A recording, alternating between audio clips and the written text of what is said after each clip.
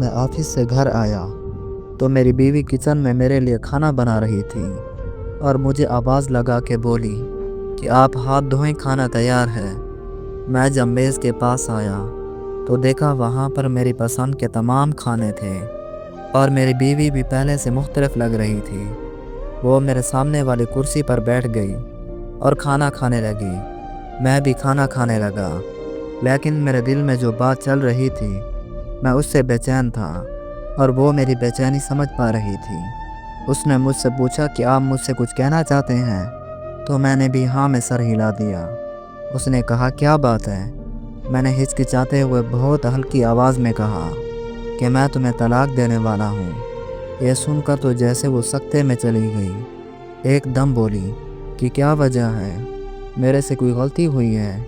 आप मेरे साथ ऐसा कैसे कर सकते हैं? मैंने अपनी ज़िंदगी के 12 साल आपको दिए।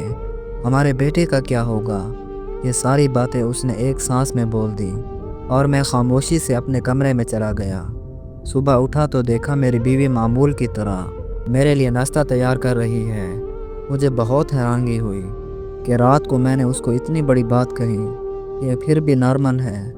फिर उसने मेरे सामने नाश्ता रखा और कहा कि नाश्ता करें। मैंने उसको कहा कि रात की बात के बाद भी तुम मेरे आगे नाश्ता रख रही हो, तो वो खामोश हो गई। अगली शाम मैं तलाक के पेपर ले आया और मैंने उसको थमा दिया।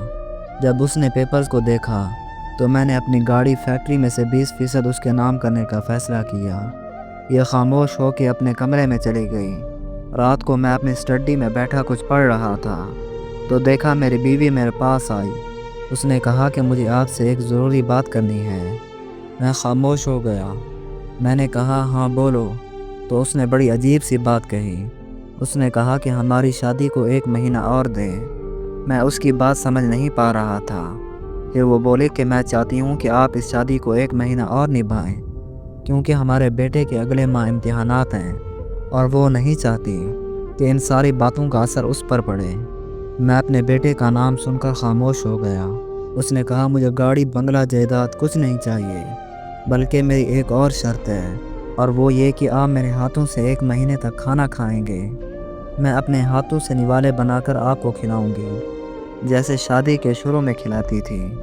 ये सुनकर भी मैं चुप हो गया, क्योंकि हमारी शादी में बेरंगी पैदा हुई थी, कोई रंग बाकी ना रह गया था। मैंने भी सोचा इस बेरंग शादी में कौन सा रंग आ जाएगा, क्योंकि मेरे दिल में तो पहले ही मेरी बीवी की जगह कोई और ले चुका था। मेरे बेरंग दिल को कोई और रंगीन कर चुका था। मैंने भी उसकी तमाम शराइत मान ली। अगला दिन हुआ, खाने का टाइम हुआ तो मैं हिचकिचा रहा था। हिचकिचाते हुए मैं मेज़ पर बैठा और ये खाने की प्लेट लेकर आई और मेरे सामने बैठ गई। उसकी आंखों में बहुत दर्द था।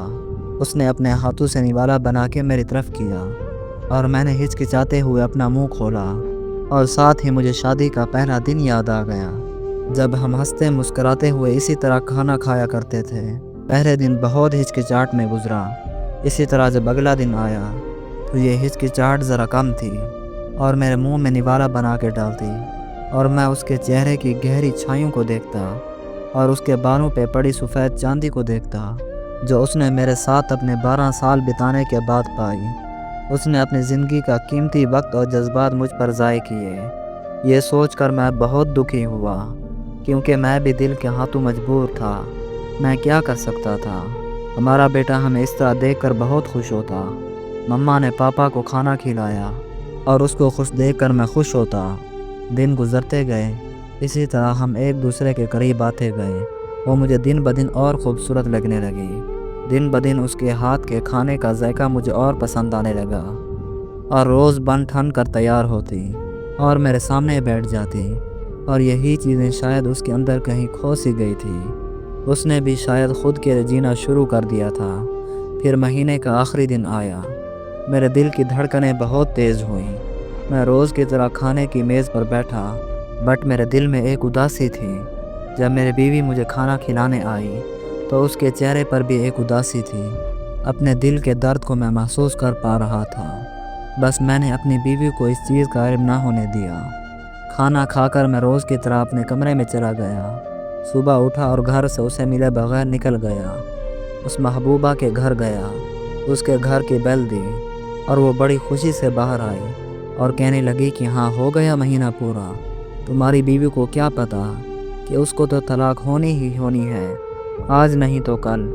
یہ سن کر میں اس کو بولا کہ عالیہ میں اپنی بیوی کو طلاق نہیں دے سکتا۔ یہ سن کر تو جیسے وہ غصے میں آ گئی، تو تمہارا دماغ تو ٹھیک ہے، یہ تم کیا کہہ رہے ہو؟ تمہیں تو اپنی بیوی ناپسند تھی۔ میں کچھ نہ بولا اور چپ کر کے واپس آ گیا۔ وہ میرے پیچھے سے چیختی رہی اور میں جب اپنے گھر آیا تو میری بیوی سامان باندھے بیٹھی میرا انتظار کر رہی تھی۔ آخری دفعہ الوداع کہنا چاہتی تھی۔ میں اس کے پاس آیا، اس کے قدموں میں بیٹھ گیا اور بولا کہ میں تمہارے بغیر نہیں رہ سکتا۔ میں مانتا ہوں ہماری شادی میں کچھ باقی نہ تھا، بے رنگ سی زندگی ہو گئی تھی۔ میں پاگل ان رنگوں کو تم میں ڈھونڈنے کے بجائے باہر کی دنیا میں ڈھونڈ رہا تھا۔ مجھے تو تمہیں رنگین بنانا چاہیے تھا۔ میری بیوی کے آنسو مسلسل گرے جا رہے تھے اور اس نے اپنے ہاتھوں سے پکڑ کر مجھے اٹھایا اور کہا ایسی بات نہیں ہے، آپ غلط نہیں ہیں۔ شاید میں بھی اپنی مصروف زندگی میں آپ کو اتنا ٹائم نہ دے سکی، جس کی وجہ سے آپ کو یہ قدم اٹھانا پڑا۔ دیکھیے ناظرین، میاں بیوی میں پیار کبھی کم نہیں ہوتا، لیکن ان کی دوریاں، ان کے بیچ کی خاموشیاں ان کو دور کر دیتی ہیں۔ اس لیے اپنے نئے رشتے بنانے سے زیادہ اپنے پرانے رشتوں کو بہتر کرنے کی ضرورت ہوتی ہے، کیونکہ نئے رشتے ہمیں وہ سکھ نہیں دے سکتے جو ہمیں پرانے رشتے دیتے ہیں۔ پرانی بیوی کو چھوڑ کر نئی بیوی لانا ایک بے وقوفی ہے۔